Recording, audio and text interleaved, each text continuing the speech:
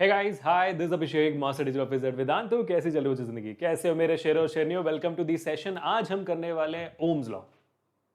हाँ, बहुत ही important topic class 10th के लिए, आपके लिए और पूरी जिंदगी भर के लिए। और आज हम करेंगे Ohm's law in the easiest way possible. आज ओम्स लॉ मैं आपको नहीं, आप मुझे बताओगे। और ओम्स लॉ का डेरिवेशन हो जाने के बाद, स्टेटमेंट हो जाने के बाद, ओम्स लॉ से रिलेटेड जो भी पीवाईक्यूज हैं, सबसे इंपॉर्टेंट आज हम वो एंड में करेंगे। 20 मिनट का ये वीडियो है और 20 मिनट में कैसे प्यारे तरीके से आपको ओम्स लॉ हो जाता है, देखना जरूर, ठीक है। और वीडियो अच्छा लगे तो ऑफ कोर्स ये बात है भाई, हर बार की तरह hit the like button, share this video, subscribe to the channel and let me know in the comment section कि आज का सेशन कैसा था और जो हमारा होमवर्क होगा आज का, उसका जवाब जरूर दीजिएगा, ठीक है। आई एम होपिंग कि आपने इलेक्ट्रिक करंट इन 20 मिनट्स, जो एक्चुअली 40 मिनट्स हो गया था, and electric potential difference in 20 minutes का वीडियो देख लिया है, क्योंकि उन दोनों को देखने के बाद ओम्स लॉ ज्यादा बेहतर समझ में आता है ना। डायरेक्टली ओम्स लॉ में इतना मजा नहीं आता। और मैं आपको ये भी बताना चाहूंगा, इस पूरे सेशन का जो पीडीएफ है वो आपको हमारे टेलीग्राम चैनल पे मिल जाएगा, जिसका लिंक डिस्क्रिप्शन में है। एंजॉय करिएगा। और आपको ये भी बताना चाहूंगा कि हमारा वेदांतु 9th एंड फिजिक्स नाम का मेरा एक और चैनल है, जहां पर मैं 60 सेकेंड्स के शॉर्ट्स के थ्रू आपका पूरा सिलेबस 10th ग्रेड का कंप्लीट कर रहा हूं। और इनफैक्ट मैंने वहां पर इलेक्ट्रिसिटी कंप्लीट कर दी है 60-60 सेकंड के टॉपिक वीडियोस बनाकर। जैसे आप देख सकते हो, हमारा ओम्स लॉ का वीडियो मैंने बनाया था, 1,04,000 व्यूज हो चुके हैं उसमें ऑलरेडी। तो 60 सेकंड्स मैंने ओम्स लॉ करवा दिया था। अगर आपको देखना जरूर देखिएगा। तो मैं वहां पे 9th और 10th दोनों के वीडियोस डाल रहा हूँ, तो ऑल्टरनेट डेज में आते जाते हैं। अब देखिएगा, अच्छा लगे तो आप वहां पे भी सब्सक्राइब करिएगा। मैंने ग्रेविटेशन वाला पोटेंशियल डिफरेंस भी कर लिया, 25,000 व्यूज हो चुके हैं। तो क्या, इलेक्ट्रिक पोटेंशियल वाला भी कर दिया, 29,000 हो चुके हैं। तो आप देखना जरूर, अच्छा लगेगा। अच्छा लगे तो उसको भी सब्सक्राइब जरूर करिएगा। अब आगे बढ़ते हैं, सीधा बल्ले बल्ले बोलते साथ बस ओम्स लॉ करते हैं। जैसा मैंने आपको प्रॉमिस किया कि आज आप मुझे सिखाओगे ओम्स लॉ, मैं नहीं सिखाऊंगा आपको, है ना। कैसे सर, ऐसे कैसे हो जाएगा? एक सवाल पूछना, सवाल का जवाब दे दो आप, ओम्स लॉ खत्म। हाँ, झूठ नहीं बोल रहा, खत्म। सवाल आपके सामने, एक सर्किट है, उस सर्किट में बल्ब है, स्विच है, बैटरी है। इस सर्किट में बैटरी 2 वोल्ट का है, इस सर्किट में बैटरी 4 वोल्ट का है। सवाल आपसे है कि इन इन दोनों सर्किट में से किस सर्किट का बल्ब ज्यादा रोशनी से जलेगा और क्यों? बताइए, क्या लगता है आपको? इसका जवाब आप मुझे चैट में दे सकते हो, कमेंट में दे सकते हो, वीडियो पॉज करके सोच सकते हो कि क्या जवाब होगा इसका। लेकिन आई थिंक हमारा कॉमन सेंस हमें जवाब दे देगा, है ना। हमारा कॉमन सेंस हमें जवाब देगा। ऑफ कोर्स सर, कौन पूछता है इतना बुद्धू सवाल? 4 वोल्ट का बैटरी आपके 2 वोल्ट के बैटरी से ज्यादा होता है। तो 4 वोल्ट का बैटरी है तो वहां पर करंट ज्यादा होगा, और क्योंकि वहां पे करंट ज्यादा होगा, आपका बल्ब ज्यादा रोशनी के साथ ग्लो करेगा, जलेगा।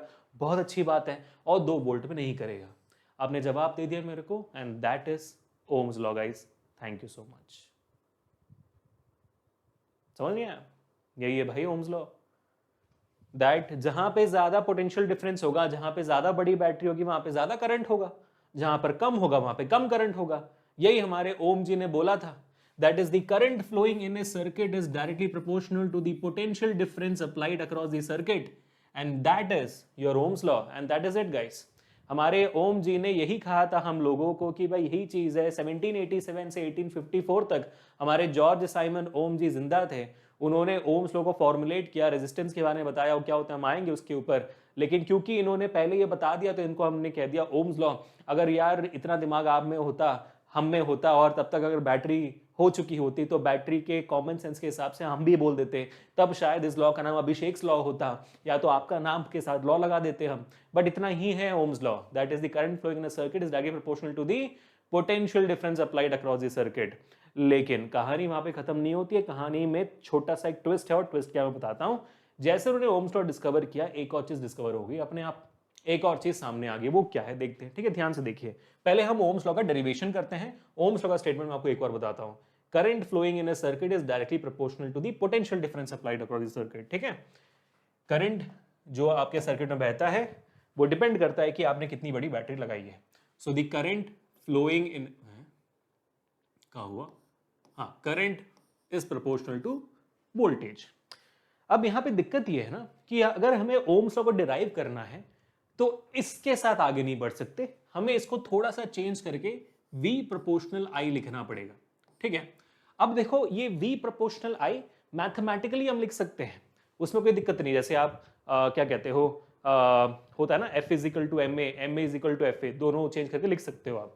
लेकिन यहां पर प्रोपोर्शनैलिटी सिंबल है तो मैथमेटिकली लिखने में प्रॉब्लम नहीं है, लेकिन आप इसको थियोरेटिकली जस्टिफाई नहीं कर सकते हो। What I am trying to say is guys, या देखो I proportional V का मतलब क्या होता है?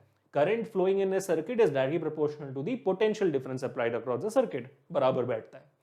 V प्रोपोर्शनल I का मतलब क्या होता है? Potential difference across the circuit is directly proportional to the current flowing in the circuit. है ये उल्टा कुछ सही नहीं बैठ रहा ना। मतलब ये कहना चाहते हो कि आप सर जो हमने वो सर्किट देखा था, उस सर्किट में अगर मैं कुछ ना कुछ करके करंट बढ़ा दूंगा तो बैटरी का वोल्टेज बढ़ जाएगा। 9 वोल्ट का बैटरी था मेरा, 9 वोल्ट का बैटरी 18 वोल्ट का हो जाएगा, 25 वोल्ट का हो जाएगा।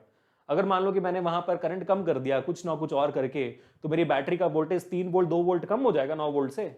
नहीं ना, पॉसिबल नहीं है। वही मैं कह रहा था कि थियोरेटिकली ये सही नहीं है, मैथमेटिकली आप लिख सकते हो, क्योंकि हमें डिराइव करना है। क्या फॉर्मूला डिराइव करना है? हमें V प्रोपोर्शनल I से इस प्रोपोर्शनलिटी सिंबल को बाहर निकालना है, तो हमें एक कांस्टेंट डालनी पड़ेगी। उस कांस्टेंट को अभी हम x बुलाते हैं। क्या बुलाते हैं? x। ये हो गया आपका ओम्स लॉ, ठीक है। V is equal to I X. अब आप पूछोगे सर ये x क्या है? x को खोजते हैं, ठीक है, x को खोजते हैं। तुम्हारे x को नहीं, इस वाले x को। तुम्हारे x कहां है तुम्हें पता है, ठीक है। हाँ, ये x का है, तुम्हारा x ही होगा, x ही हो सकता है। बट ये x क्या है? या देखो, अगर इसी को मैं साइंटिफिकली, मतलब क्या है, सिंपल कॉमन सेंस से अगर मैं इसको थोड़ा सा रीअरेंज करूं, तो हम कह सकते हैं कि भाई अगर मैं आई को यहां लेके आ जाऊंगा तो मेरा बन जाएगा x is equal to V upon I, ठीक है। या तो फिर मैं x को नीचे ले आ सकता हूं, तो मेरा क्या बनेगा? I is equal to V upon x.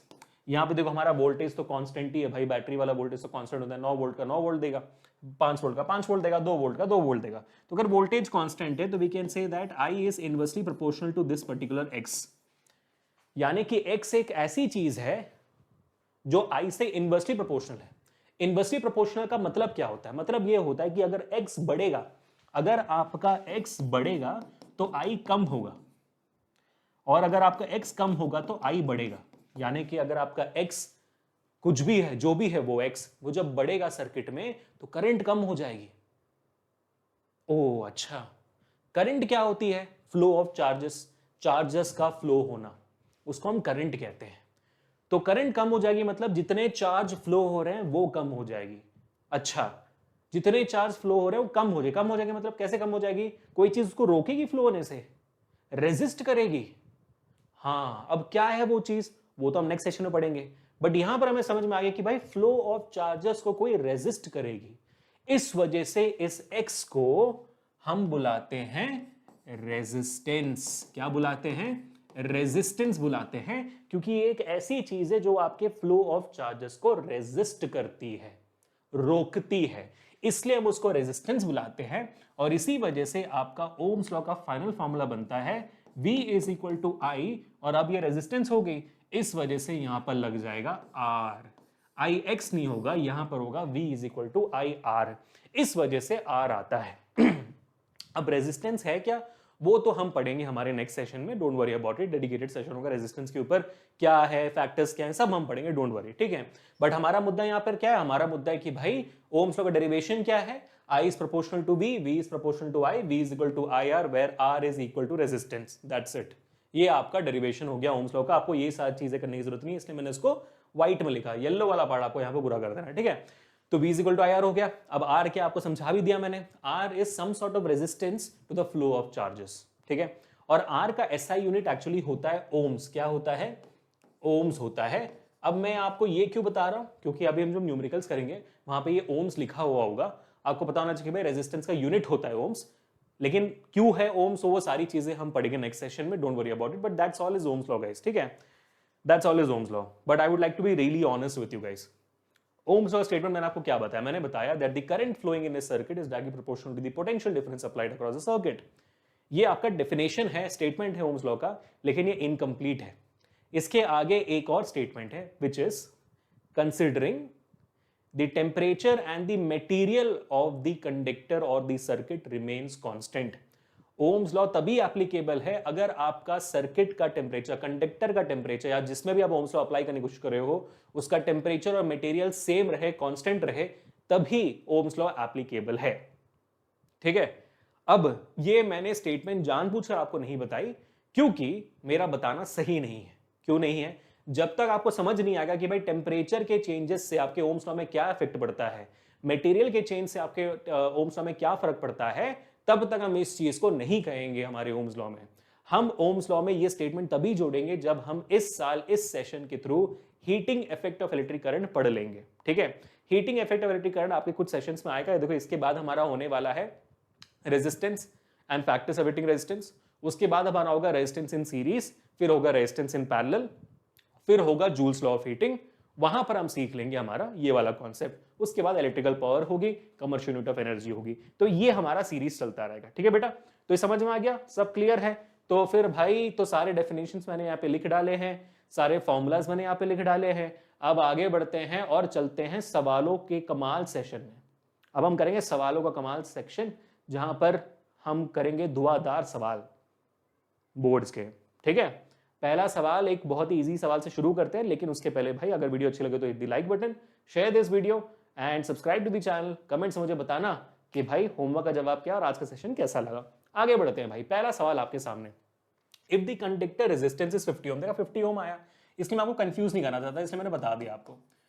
तो आपका रेजिस्टेंस 50 ओम है and the current passing through it is 5 ampere, current आपका है 5 एम्पियर।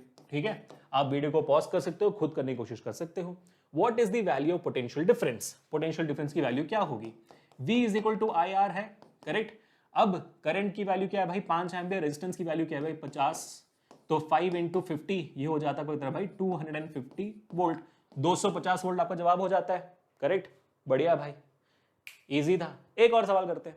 अब पोटेंशियल डिफरेंस ऑफ 10 वोल्ट, ठीक है, अब यहां पर पोटेंशियल डिफरेंस दी गई है आपको 10 volt is applied across a conductor whose resistance is 2.5 ohms, resistance आपको दी गई है 2.5 ओम्स। ठीक है, what is the value of current flowing through it, current की वैल्यू क्या होगी? तो भाई current can be equal to V upon R, V is equal to I R है ना, V is equal to I R है।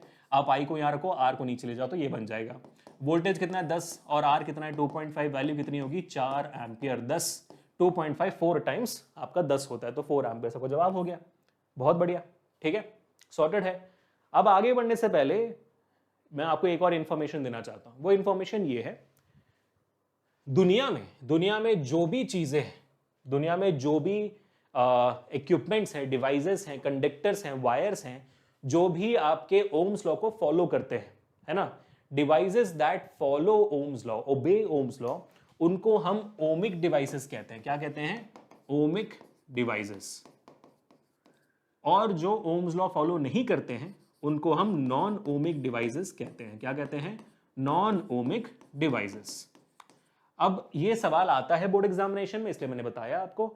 अब ohmic devices और नॉन ओमिक डिवाइसेस के भी आपके एग्जाम्पल्स पूछे जाते हैं।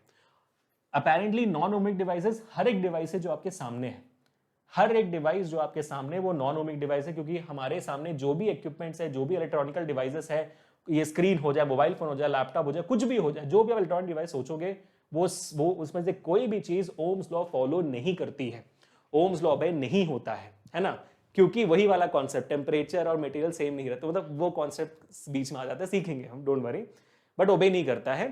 तो आप नॉन ओमिक डिवाइसेस के लिए कोई भी एग्जांपल ले सकते हो, ठीक है, आपके सामने कुछ भी बोल दो आप, वो सही होगा। ओमिक डिवाइसेस के लिए सिंपल से आप ज्यादा नहीं बोल सकते। ओमिक डिवाइसेस के लिए एक नॉर्मल वायर हो सकता है, या तो एक ट्रांजिस्टर नाम का एक चीज होता है वो हो सकता है। These are the 2 examples of your ohmic devices, और इससे ज्यादा कुछ नहीं भाई, बाकी सारी चीजें नहीं करते ओबे, ठीक है। दूसरी चीज जो बोर्ड एग्जामिनेशन में आती है वो ये है कि ओम्स लॉ ओबे करने वाले डिवाइसेस का ग्राफ कैसे बनता है, ठीक है। मतलब ओम्स लॉ क्या होती है, आपका current is proportional to V, है ना। तो यहां पर अगर मैं ग्राफ बनाऊंगा, एक्स एक्सिस है और वाई एक्सिस है और ये आपका एक्स एक्सिस है ना। अब I और V में इंडिपेंडेंट क्वांटिटी कौन सी है? जो चीज इंडिपेंडेंट होती है वो एक्स एक्सिस में आती है ना, यानी कि भाई जो किसी चीज के साथ बदले ना, जैसे डिस्टेंस अपॉन टाइम ग्राफ आप 9th ग्रेड में बनाते थे, टाइम किसी चीज के साथ बदलेगी नहीं, वो इंडिपेंडेंट है, डिस्टेंस टाइम के साथ बदलती रहती है ना, इसलिए वो डिपेंडेंट क्वांटिटी होती है। यहां पर इंडिपेंडेंट क्वांटिटी कौन सी है भाई? V है। वोल्टेज आपके किसी चीज से बदलेगा नहीं, वोल्टेज ही है जो बाकी चीजों को बदलता है। तो V आपके एक्स एक्सिस में आ जाएगी और करंट आपका कहां पे जाएगा? करंट आपके यहां पर आ जाएगा वाई एक्सिस में। तो वोल्टेज जैसे जैसे बढ़ते जाती है, करंट का क्या होता है? जैसे जैसे वोल्टेज बढ़ती जाती है करंट भी बढ़ते जाता है, फॉर एन ओमिक डिवाइस जो ओम्स लॉ फॉलो करती है, ठीक है। तो एक स्ट्रेट लाइन ग्राफ बनता है। अगर मान लो ये ओमिक डिवाइस नहीं है, जो करंट फॉलो नहीं करती, जो ओम्स लॉ फॉलो नहीं करती है, तो उसका ग्राफ कैसे दिखेगा? इनिशियली वो वाला डिवाइस भी फॉलो करेगा, लेकिन फिर कुछ देर बाद वो फॉलो नहीं करेगा। इस ग्राफ को याद रखना, जब हम जूल्स लॉ ऑफ हीटिंग समझेंगे तब मैं ग्राफ दोबारा बनाऊंगा। आपको मुझे बताना है कि हाँ सर ये ग्राफ हमने देखा हुआ है और उसमें आपने बताया था कि हाँ ये फॉलो नहीं होता है। तो ये नॉन ओमिक डिवाइस के लिए है, ठीक है, इनको याद रखिएगा। तो अगर आपसे बोर्ड एग्जामिनेशन में पूछे draw a graph for ohmic device, तो आपको पहला वाला बनाना है। Draw a graph for non ohmic device, तो आपको दूसरा वाला बनाना है, ठीक। जहां पे नॉन, भाई स्ट्रेट लाइन ग्राफ का मतलब क्या होता है? स्ट्रेट लाइन ग्राफ का मतलब ही होता है कि I is proportional we, we के साथ साथ आई बढ़ती जा रही है प्रोपोर्शनली। स्ट्रेट लाइन ग्राफ, जैसे आपने यूनिफॉर्म मोशन ग्राफ बनाया था 9th ग्रेड में, डिस्टेंस के साथ, टाइम के साथ डिस्टेंस यूनिफॉर्मली बढ़ता जाता है, वैसे ही। और नॉन यूनिफॉर्म मोशन के लिए वो नॉन ओमिक डिवाइस बन जाती है, ठीक है बेटा, क्लियर हो गया? पक्का, डन, सॉर्टेड। तीसरे सवाल पे आगे बढ़ते हैं। If 0.6 ampere current flows through a resistor shown in figure, ठीक है, एक रेजिस्टर है यहां पर। अब रेजिस्टर क्या होती है? रेजिस्टर वो चीज होती है जो आपके सर्किट को रेजिस्टेंस देता है, यानी कि जो एडिशनल रुकावटें पैदा करता है सर्किट में, उसको हम रेजिस्टेंस कहते हैं, ठीक है, तो रेजिस्टर कहते हैं, ठीक है। So if 0.6 ampere flows through a resistor shown in figure, voltage of 2 points of resistance 12 volt, what is the resistance of the resistor? तो यहां पर आपको resistance of the resistor बताना है। तो ट्राई करते हैं इस चीज को सॉल्व करने की, ठीक है। तो यहां पर अगर हम देखेंगे तो भाई रेजिस्टेंस पूछ रहे हैं यहाँ पे, है ना। तो आपके पास करंट दिया हुआ है, करंट यहाँ पे कितना है? 0.6 एम्पियर का। उसके बाद आपका वोल्टेज दिया हुआ है, क्या वोल्टेज 12 वोल्ट दिया हुआ है, हाँ देखो सर्किट में भी यहाँ पर ही 12 वोल्ट दिया हुआ है। उसके बाद आपको रेजिस्टेंस निकालनी है यहाँ पर, कैसे निकालोगे? देखो यार, V is equal to I R होता है, करेक्ट। तो R इज इक्वल टू क्या होगा? I नीचे चला जाएगा तो V अपॉन आई। V कितनी है? 12, I कितनी है? 0.6, तो वैल्यू कितनी होगी? 20 ओम की वैल्यू हो गई आपकी। 6 to 12 होता है ना, तो 20 ओम आ जाएगा। 20 ओम ऑप्शन भी सही होना चाहिए, बिल्कुल सही। ये थे आपके कुछ काफी अच्छे सवाल ओम्स लॉ के। आई एम होपिंग कि आप अब काफी कॉन्फिडेंट हो गए होंगे ओम्स लॉ को लेकर। 20 मिनट का वन शॉट था, हमने उसके पहले ही कर लिया। Thank you so much for watching this video guys, you guys are absolutely amazing. और ये रहा आपके सामने आपका सिंपल सा होमवर्क, जिसका जवाब मुझे कमेंट सेक्शन में चाहिए, और जो बच्चा सही जवाब देगा रैंडम 5 बच्चों का नाम मैं नेक्स्ट सेशन में दिखाऊंगा मेरे स्क्रीन के ऊपर, ठीक है। तो मिलते हैं नेक्स्ट सेशन में। इस पूरे सेशन का पीडीएफ आपके सामने टेलीग्राम चैनल पे होगा, जिसका लिंक डिस्क्रिप्शन में है। वेदांत नंदन फिजिक्स को जरूर चेकआउट करेगा इस चैनल के साथ साथ। Please make sure to subscribe. अगर आपको इलेक्ट्रिसिटी का वन शॉट चाहिए तो मैंने एक बहुत बेहतरीन वन शॉट बनाकर रखा हुआ है 3 घंटे का, जो इन डेप्थ डिटेल में है, तो देखिए जरूर। मैंने 20 मिनट का वन शॉट ही बनाया हुआ है, आप डायरेक्टली यूट्यूब पे सर्च कर सकते हो इलेक्ट्रिसिटी वन शॉट अभिषेक सर, आपको सारे वीडियोस मिल जाएंगे। चेकआउट करेगा, पढ़ते जाएगा। और एडिशनल प्रैक्टिस के लिए आप इस वीडियो के लिंक के जो डिस्क्रिप्शन है उसमें बहुत सारे अच्छे अच्छे प्लेलिस्ट के लिंक दिए हुए हैं, चेकआउट करेगा, ठीक है। That's all guys. Abhishek sir underscore Vedant मेरा इंस्टा आईडी भी है। मिलते हैं। Peace guys, take care. Peace people.